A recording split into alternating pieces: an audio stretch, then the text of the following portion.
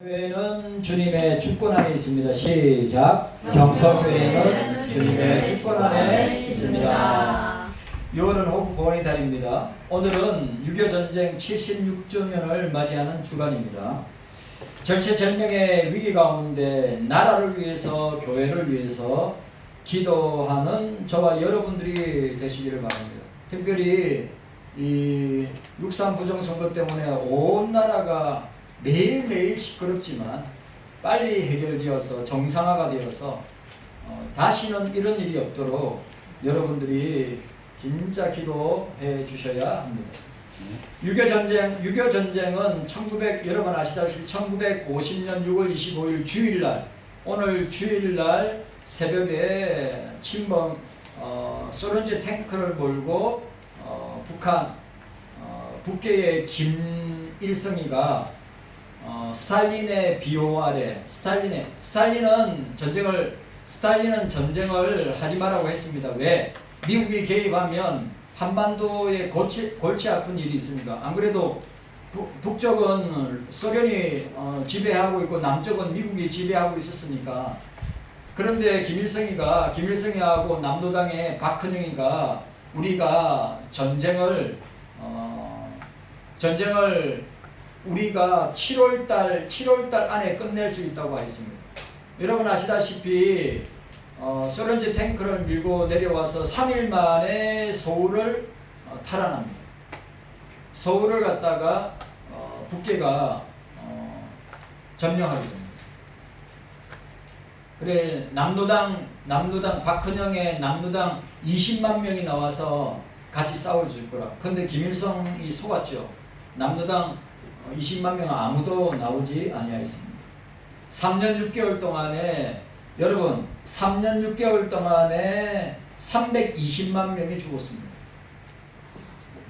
320만 명 중에 군인이 120만 명이 죽고, 여러분 잘 아시는 민간인들 전쟁에, 여러분 러시아 우크라이나 전쟁을 보시면 최대 피해는 누가 있습니까? 백성들이, 민간인들이. 여러분 이란 전쟁 끝났습니다. 종식되었습니다. 그 이란 전쟁의 피해는 누굽니까? 국민들입니다. 그래 이 민간인들 실종자까지 합쳐서 250만 명이 죽었습니다. 우리가 여러분들 잘 아시다시피 그때 6.25 전쟁 때 남한의 인구가 2,500만 명입니다. 2,500만 명인데 어떻게 해요? 군인들하고 민간인들 합쳐서 250만 명이 죽었으면 인구의 10%가 죽은 거면 이거는 국가의 기초가, 국가의 근간이 무너지는 수준이라고 이야기합니다. 여러분들은 잘 아시다시피 그때 참전국가가 파병한 나라가 16개국입니다. 여러분 16개국이 파병했는데 200만 명을 파병했습니다. 200만 명을 파병했는데 미국이 얼마나 파병했는지 178만 9천 명을 파병했어요. 여러분 200만 명이 파병해서 우리나라에 전쟁하러 왔는데 미국이 얼마요? 178만 9천 명이 파병합니다.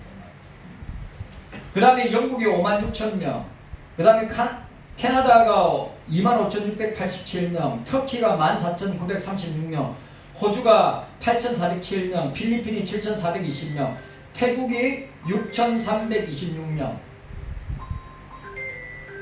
전화기 끄세요. 빨리 꺼주세요.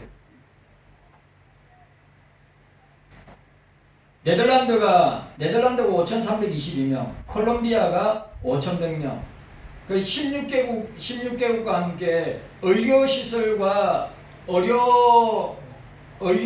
시설을 파견한 나라가 6개. 그러니까 우리나라의 도합 22개국 나라가 오게 된 것입니다. 그런데 여러분 우리가 기억해야 될 것은 그 전사자들이 48,970명인데 그 중에 미군이 36,492명. 여러분 대한민국 그때 제일 가난한 나라였습니다. 그런데 그 가난한 나라에 대한민국이 어디에 붙어 있는지도 모르고 UN 연합국의 나라들이 파병을 해서 22개국 파병해서 우리 대한민국을 지킨 것입니다. 그리고 6.25 전쟁 때 한국교회는 어떤 피해를 입었느냐? 한국교회는 2122개 교회를 김일성이가 북괴가 교회를 2122개 교회를 파괴시켰습니다. 그리고 교역자가 535명을 총살하여서 교역자들을 목사님들, 전도사님들을 총살하여서 죽였습니다. 그 중에 여러분 대표적으로 손양원 목사님이 6.25 전쟁 때 순교하신 것을 보게 됩니다. 다시는 대한민국에 이런 전쟁이 일어나지 않기를 우리가 주님 앞에 기도해야 될 줄로 믿습니다. 기도하고 우리가 주님 앞에 회개하고 우리가 주님 앞에 바로 서지 않는다면 우러 전쟁인 강 건너 불 구경하듯이 남의 전쟁이라 생각하십니까? 중동의 전쟁이 남의 전쟁이라 생각하십니까? 대통령이 좀 외교를 잘해서 이런 북핵 문제나 북한과의 관계된 문제들을 갖다 잘 처리해주면 좋겠는데 북한은 매년마다 핵미사일을 핵무기를 갖다가 10개에서 20개 정도 만들 수 있는 능력을 가지고 있다고 합니다. 우리는 핵무기가 없죠. 그러니까 우리가 주님 앞에, 교회가 주님 앞에 바로 서지 않는다면, 저와 여러분들이 바로 서지 않는다면 얼마든지 우리는 휴전 상태에 있습니다. 종전 안 했습니다. 휴전 상태에 있습니다. 전쟁이 얼마든지 일어날 수 있는 이유를 가지고 있습니다. 그런데 중요한 것은 그 전쟁은 하나님께 속한 것이라. 여러분, 전쟁은 하나님께 속한 것입니다. 근데 하나님 앞에 우리가 바로 서야지. 말씀에 바로 서야지. 바로 서지 않는 한국교회, 여러분, 신사참배를 회개하지 아니하는 한국교회는 어떻게 하나님이 징계와 심판하셨습니까? 6.25 전쟁으로 징계와 심판을 하신 것은 우리는 역사 가운데 보지 않습니까? 그럼 지금은요? 지금도 얼마든지 일어날 수 있다고 하는 사실. 오늘 본문을 보시면 오늘 남유다와 구스는 아프리카인데 이 구스가 어디 나라? 에티오피아야. 여러분들 유명한 에티오피아의 간다게 빌립에게 세례를 받았던 그 에티오피아입니다. 에티오피아가 기독교 국가예요. 또 시바 여왕, 에티오피아의 시바 여왕이 솔로몬에게 와서 지혜를 물어보고 지혜를 탐구하였던 나라가 에티오피아입니다. 구스. 그 구스 나라와 전쟁하는 내용을 우리가 보게 됩니다. 하나님을 믿는 그리스도인들에게 위기가 찾아옵니다. 저와 여러분들에게, 우리 교회도 대한민국도 저와 여러분들 개인에게도 고난이 오고 실패도 오고 병도 오고 죽음도 찾아옵니다. 그런 총체적인 위기를 만났을 때 어떻게 극복해야 되는가? 지금 대한민국과 한국교회와 경서교회도 저와 여러분들도 마찬가지임을 우리는 보게 됩니다. 오늘 저와 여러분들이 읽었던 이 내용은 여러분들 잘 아시는 통일왕국 이스라엘의 2대 임금인 다윗 왕과 함께 통일왕국의 3대 왕이었던 솔로몬, 그리고 솔로몬의 아들 르호보암이 이제 4대 왕이 되었죠. 그런데 여러분 아시다시피 솔로몬이 건축과 함께 왕궁을 건축하면서 어마어마한 돈과 국민들에게 어마어마한 짐을 떠넘겼던 것을 우리가 보게 됩니다. 그래서 그 다윗 시대 때 국정을 함께 했던 여로보암을 통하여서 여로보암이 르호보암에게 찾아가서 국민들이 너무 힘들어하니까 좀 이 짐을 가볍게 해주시면 좋겠다고 하니까 르호보암이 어떻게 합니까? 더욱더 정치적으로 강성 정치를 하게 됩니다. 노인들, 어르신들의 말을 듣지 아니고 젊은 사람들의 말을 듣게 됩니다. 그 결과 어떻게 됩니까? 나라가 두 쪽으로 쪼개 됩니다. 북이스라엘과 남유다로. 북이스라엘은 10지파, 남유다는 2지파, 베냐민과 유다지파로 갈려지게 되는 것입니다. 그리고 르호보암의 아들 아비야가 대를 이었습니다. 그리고 아비야 다음에 임금이 누구냐면 오늘 본문에 나타난 아사왕입니다. 그 아비야의 아들인 아사왕 시대의 이야기입니다. 여러분 오늘 우리가 6.25 전쟁 76주년을 맞이하면서 우리가 이 말씀 가운데 우리가 함께 은혜를 나누는데 보세요. 남유다의 왕은 북이스라엘 왕은 19대까지 있었고 남유다의 왕은 20대까지 있었습니다. 그러면 그 북이스라엘 왕들은 다 악한 왕, 여로보암의 길로 갔던 왕들이었습니다. 그리고 남유다의 왕들은 악한 왕도 있었지만 선한 왕들도 있습니다. 그 선한 왕들 중에 종교개혁의 왕은 4사람이었습니다. 한 사람이 오늘 본문에 나타난 3대 아사왕이고 4대 우리가 본문 읽었던 역대하 20장 읽었던 아사왕의 아들인 여호사밧이었습니다. 그리고 여러분들 잘 아시는 이스라엘 역사 가운데 남유다 역사 가운데 최고의 왕이었던 최고의 신앙의 왕이었던 히스기야 왕이 13대 왕이었습니다. 그리고 마지막 요시아가 바로 16대. 그러니까 하나님이 다윗의 길로 행하였다고 한 왕들이 남유다 가운데 여러 왕들인데 그 가운데 종교개혁을 단행했던 왕이 아사와 여호사밧, 그 다음에 히스기야와 요시아였습니다. 그래서 시드기야 때 20대 시드기야 때 남유다가 바벨론에서 멸망을 당하게 되는 것을 보게 됩니다.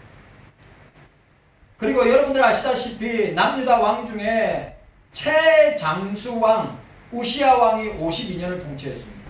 그리고 여러분들 잘 아시는 히스기야 왕의 그 신앙 가장 좋은 왕의 아들이 누구냐? 므낫세입니다. 55년을.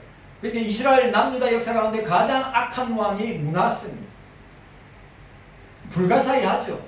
최고의 신앙의 아버지 밑에 므낫세 같은 아들 왕이 55년을 남유다를 통치했어요. 55년 자그마치.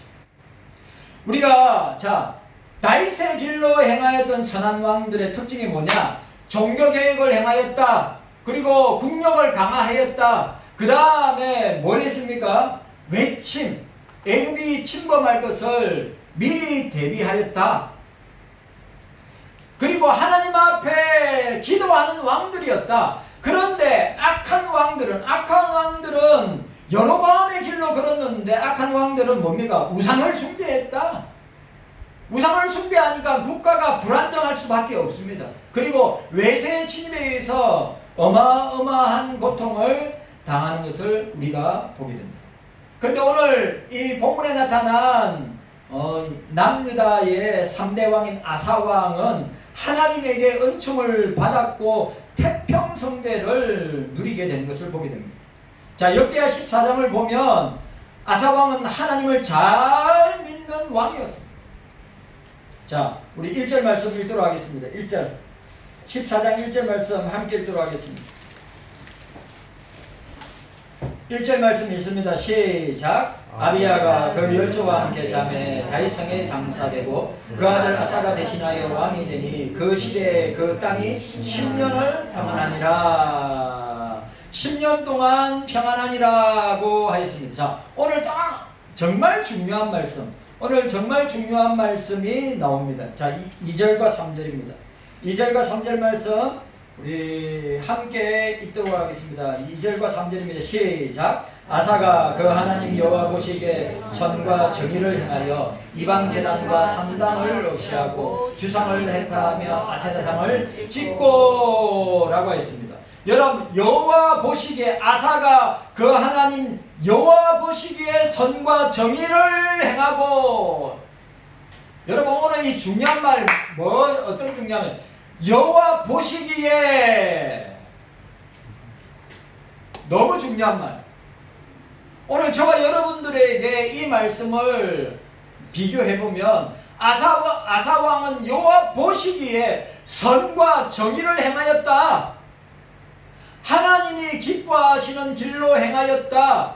오늘 저와 여러분들도 마찬가지입니다. 여호와 보시기에 저와 여러분들은 어떻게 행하느냐? 선과 정의를, 말씀을 행동으로, 삶으로, 본으로 보여주며 살고 있는가? 여호와 보시기에 다른 말로 코람데오 하나님의 면전에서 하나님 앞에서 주님 앞에서 오늘 한국교회와 목사들과 교인들의 문제는 하나님 앞에서 두려워하지 않고 하나님 앞에서 경외하지 않고 하나님 보시기에 오늘 악을 행하는 한국교회 오늘 목사들, 교인들이 너무 많은 시대임을 우리는 보게 됩니다. 여호와 보시기에 대한민국은 어떻습니까? 여호와 보시기에 한국교회는 어떻습니까? 여호와 보시기에 경소교회와 여호와 보시기에 저와 여러분들은 어떻습니까? 신앙생활 잘하십니까? 믿음생활 잘하십니까? 교회생활 잘하십니까? 예배생활 잘하십니까? 이 중에 여호와 앞에서 여호와 보시기에 내가 믿음생활, 신앙생활 잘한다고 떳떳하게 당당하게 이야기할 사람 과연 몇 사람이나 되겠습니까? 예? 부끄럽지요. 회개해야죠.